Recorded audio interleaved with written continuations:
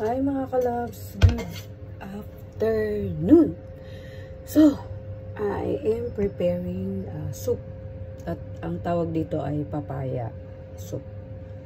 Mamaya ipakita ko sa inyo mga ingredients. At sa ngayon, tulungan nyo muna akong magbalat ng papaya. Kasi kailangan pong balatan nyo. Okay mga kalabs, so ganito ako magbalat. Diba? Maniba. Maniba ang aking nakuha. Yan. So, balatan muna natin siya. Kumusta na kayo mga kalabs? Kumusta ang mga buhay ulit? Ako po ay habang naggaganito ay nandun ang aking alaga sa kanyang kwarto. At nag-aaral siya. So, kung napapansin po ng mga taga-Hong Kong ngayon ay sobrang init na po mga kalabs. Tingnan nyo naman. Oily na ako. Itong papaya. Masarap pag mga ganito lang maniba. Pero masarap to pag hinog. Pag ganito po, hindi to masarap para sa akin. Kasi parang iba yung lasa ng papaya sa Hong Kong kaysa sa Pilipinas. Pilipinas kasi parang pag maniba, parang ang sarap niyang ilagay sa ano, suka na may asin at konting asukal. Tapos suka na may asin at konting asukal.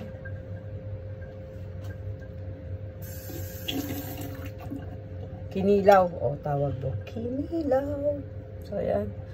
Pasensya na kayo. Igaganto ko lang muna ang aking hair kasi sobrang init po. Ayan. Ngayon, siyempre kailangan ko siya hiwain. Ang ganda oh. Laki. Ilalagay ko siya dito. Lagyan natin siya dito mga kalabs. Ayan. Oh, ha?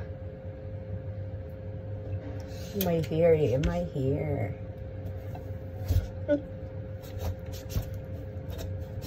Yan. Tcharan! Ang ganda niya. Perfect color. Hindi ko siya tight. Nakulay. Ay! Okay. Tatanggalan natin siya ng buto. Dami yung buto mga kalabs. $20 to. $10 kasi isang kati ata. Kasi medyo malaki siya. Sinong gusto nito? Sinong mahilig sa ganito mga kalabs? Hinog o maniba, okay lang po sa akin. Basta galing sa Pinas na papaya. Parang dito kasi parang hindi siya makain-kain. Sarap lang siya kainin pag hinog. Alam na. Mga kalabs, ano po yung mga favorite na prutas niyo? Sa akin, pinaka-favorite ko, inyo na lahat. Bigay nyo lang yung buko sa akin. Buko. Yan. Inyo na ang lahat ng prutas. Basta ang buko, akin.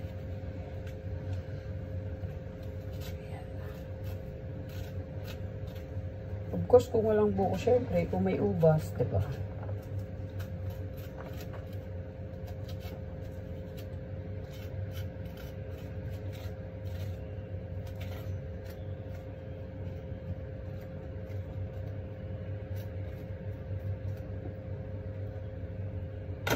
Lang few days po, mga kalabs, nahihilig akong manood ng ano, sa Amerika, yung mga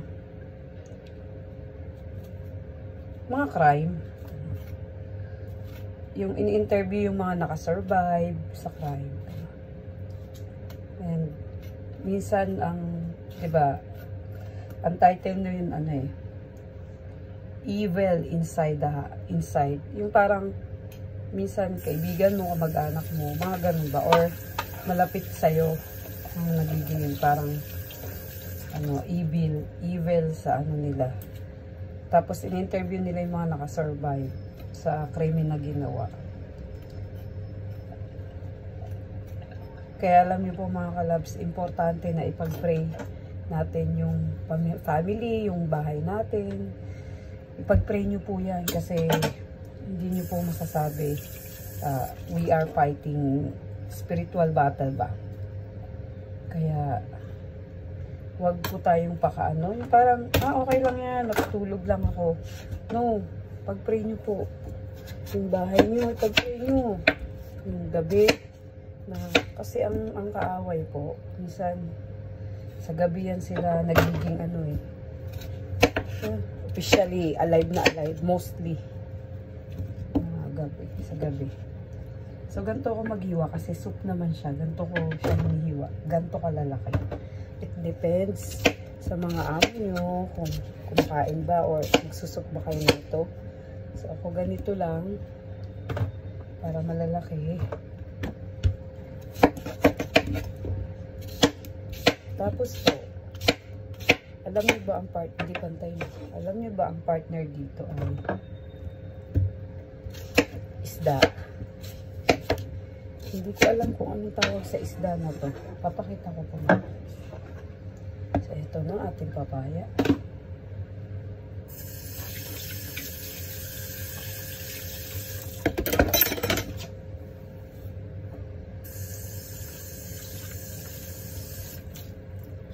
Lugasan ko na yung isda natin.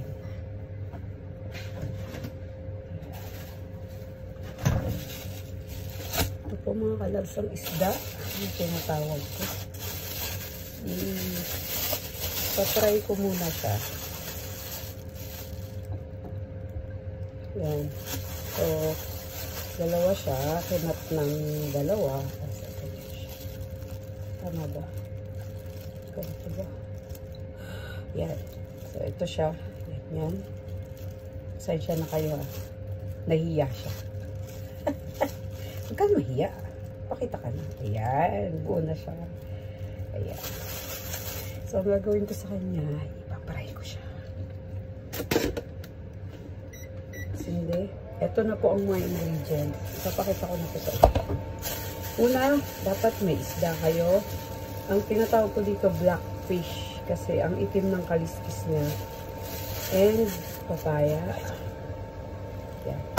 Of course, meron tayong luya. At saka ito ay dry dates. Dalawa. At meron din tayong soya beans. At ito po.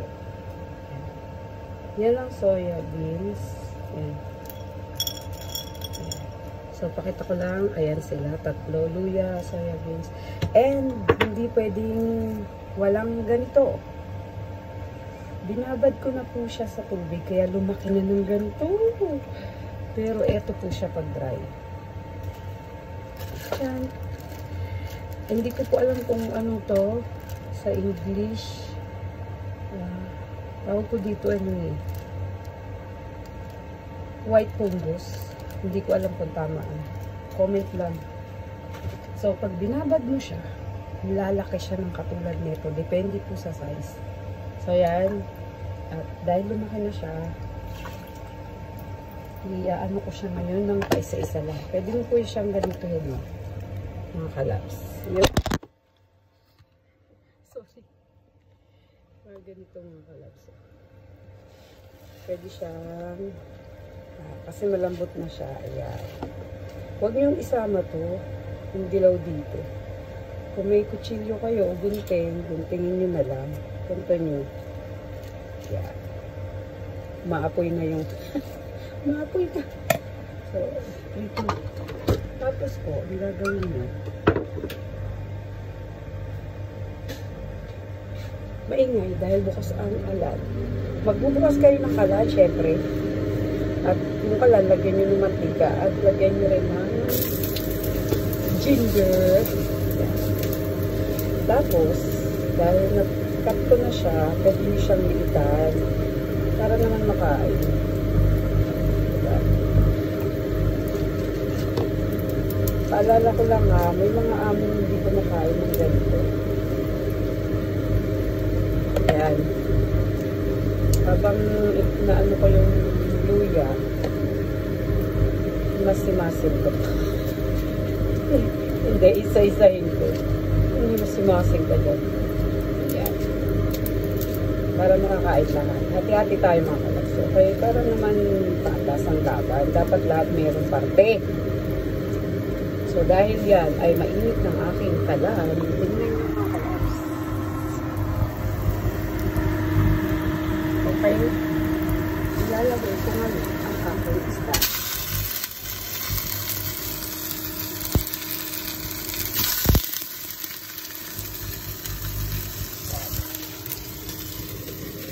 Tapos syempre, babalik tayo nilang yan.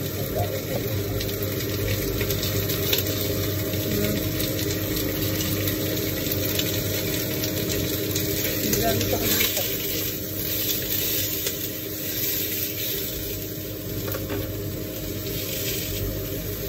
Mga kalabs, kung meron kayong ibang wine ko, lagyan nyo ko ng konting wine.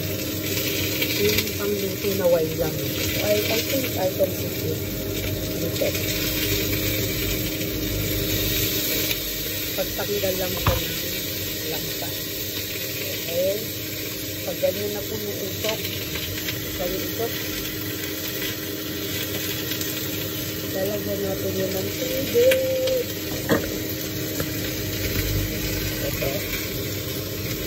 Tubig.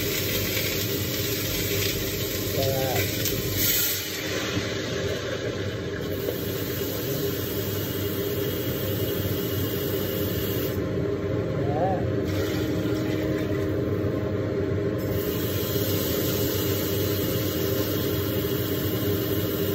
Tansya nyo lang mga kalabs kung gano'ng karami yung gusto nyo. Okay. Okay, take it na ito. Tapos, pwede nyo na rin pakanin muna syempre. Pero pwede nyo na po ilagay ito mga kalabs. Pero gasan nyo muna.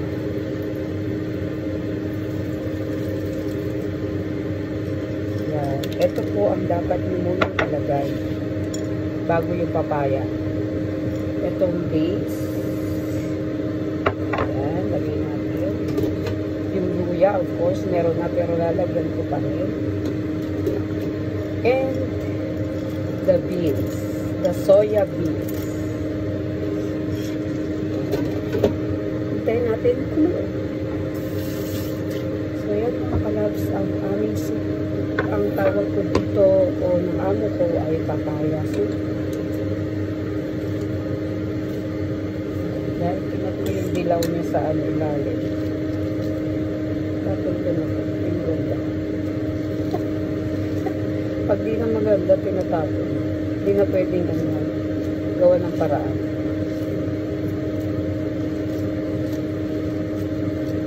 Yan, mga kalabs, diba ang dami?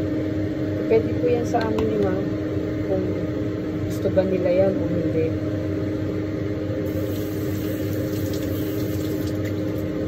Ayan. So mga kalabs, kain natin kumulo at saka natin ito ilalagay. Saka natin ilagay ang papaya ito. Ayan. So yun lang mga kalabs. Pakita ko yung pag bumuoy na siya, ilagay natin yung papaya.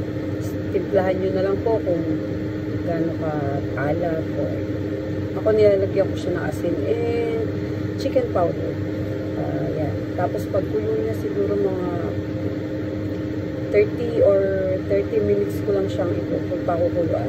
Tapos i-off ulit and then mamayang actually ang oras ko ngayon is alas 12 ng tanghali.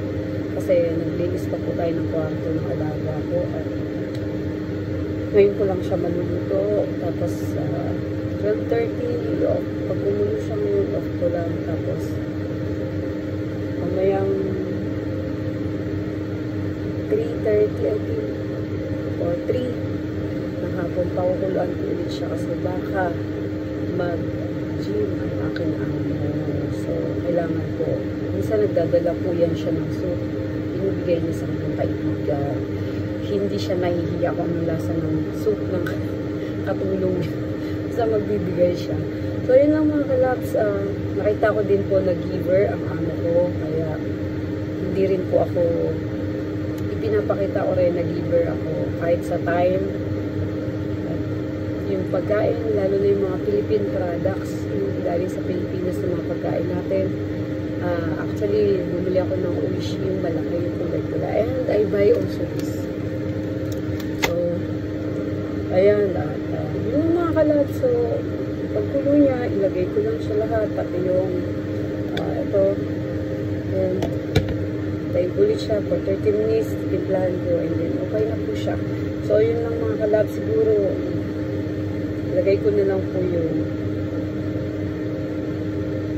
tagal ko na. So, ayan mga kalab, sana po magkaroon tayo ng time na makapag-live. Kasi, tagal ko na rin po hindi nakapag-live na walang upload, walang live. Halos isang linggo dati tuwing sa isang linggo, isa o minsan dalawa tayong beses nagla-live. Kasi po, nag-aaral yung alaga ko. Pero ngayon po, hindi kasi nag-aaral. So, standby siya dito sa bahay. Pareho kami. At buti na lang nandun siya sa kwarto habang ako nandito. Okay lang po yun. At tapos naman na tayo sa trabaho.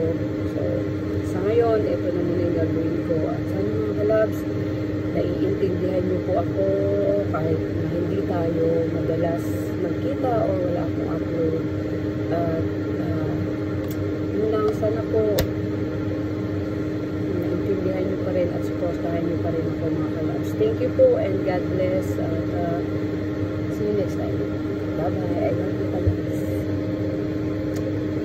Bye-bye po.